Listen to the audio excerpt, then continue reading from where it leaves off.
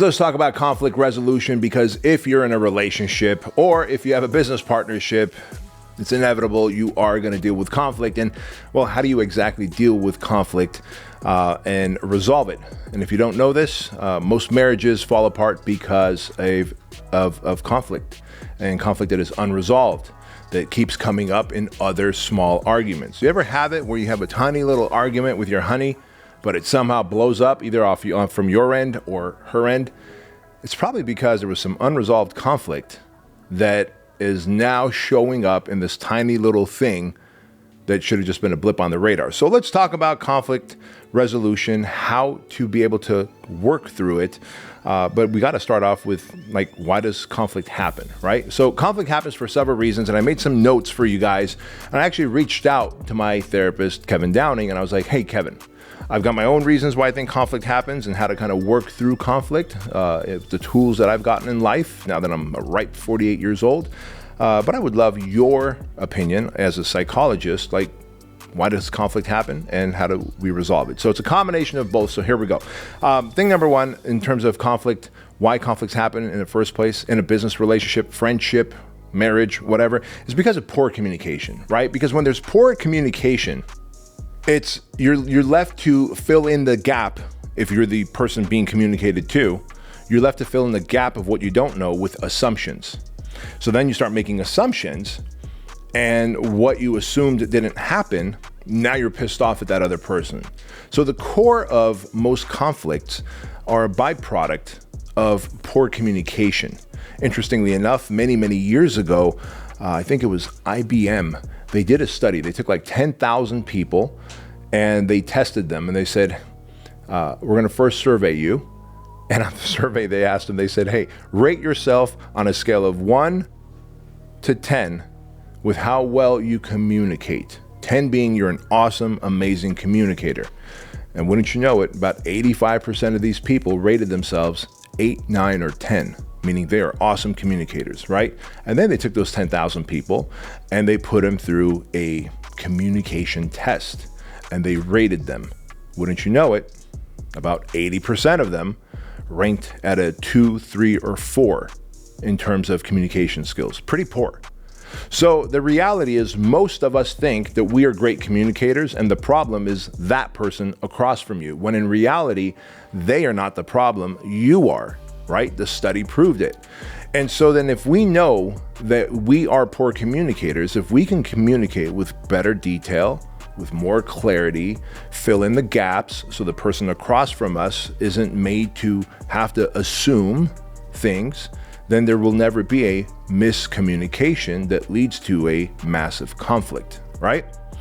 And of course, the other thing that obviously where conflicts come from is, if you are a hurt people or if you're a hurt person, you come from trauma, you have experienced conflict resolution as yelling, like that's the only tool you have, is to yell at someone and try and correct them and convince them that you are right and they are wrong. Like, I come from a family like that, where conflict resolution was who could yell the loudest, most aggressively, and slam their fist the hardest and try and correct the other person, try and convince them that they are wrong.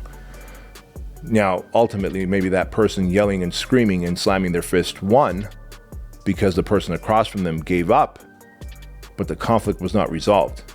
It was buried deep in that person. I was one of those people. It was buried deep in me. So I grew up very angry, very upset, and would get into a lot of trouble because all that anger and rage had to come out somewhere, right?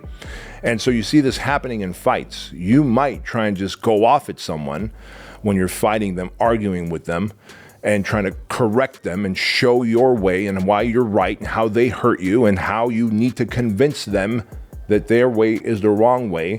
But in reality, all you're really doing is hurting them further. And so if you have shitty tools for conflict resolution, you're going to find yourself in a position to continue to hurt people the same way and ultimately hurt yourself in that relationship as well, because you're the other party in that relationship, are you not? So let's talk about this. Then how do we work through conflict? Well, first, I got to ask you this. Like, when you're having conflict in a relationship And if that conflict keeps coming up over and over again, I'm just curious, I got to ask you, and came right from my therapist. He goes, I just ask people, do you still want to be in this relationship? He goes, I've had people, like married couples that come for marriage counseling or divorce counseling. He goes, I ask them, do you want to resolve the conflicts? And he goes, one party or the other party will say, nope, I don't. He goes, then great, get out. So first off, one of the tools, the main tool of conflict resolution is, do you want the conflict resolved? Or are you just here to pick on the person, yell at them because you secretly want to end this relationship but don't have the balls to pull the trigger, and so you're just constantly stuck in this cycle of conflict and hurt and pain and anger and rage? If you are, you might want to just bounce, man, right? The next thing is, you got to truly listen, hear, and understand. I used to be that person that used to wait for other people to, I didn't even want to wait for you to finish. I would almost be jumping at the bits to chime in and tell you my part, my piece, why you're wrong, why my argument is better, and convince you how you don't have the right lens that you're looking through. Today, I actually listen. I hear them. I make them feel understood. And that's called active listening. Active listening and it's hard to do that, right? When you're angry.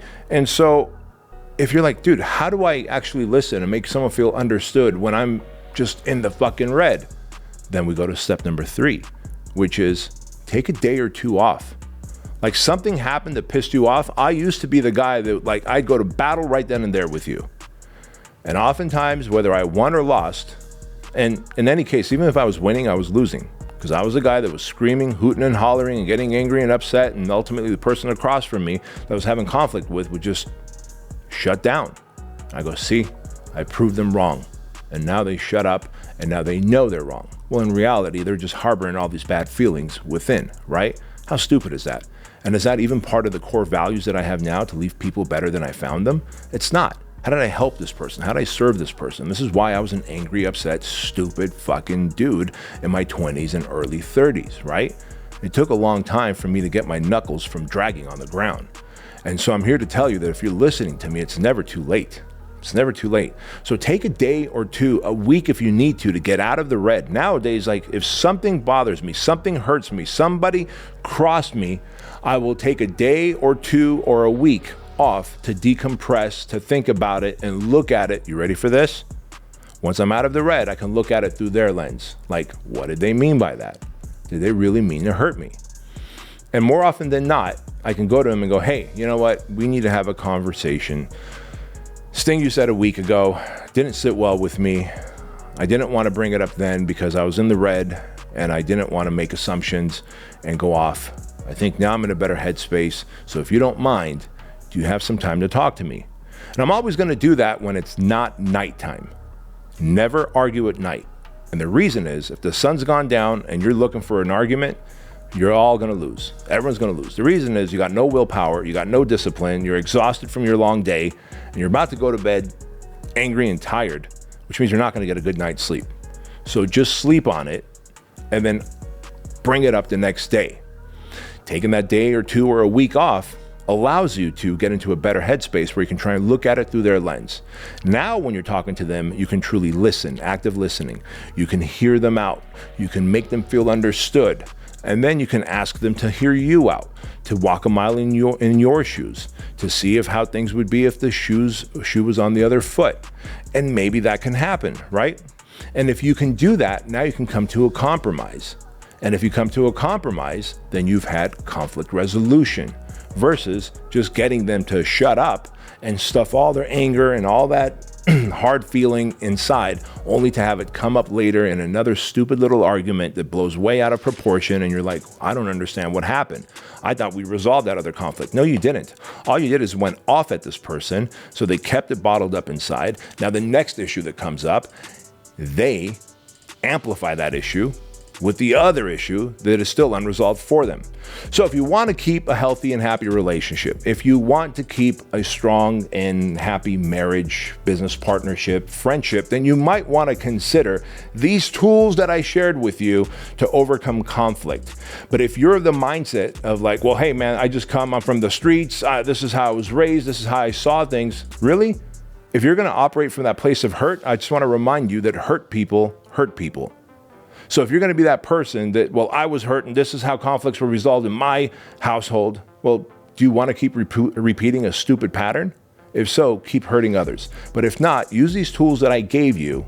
Take a step back, listen, hear, make them feel understood.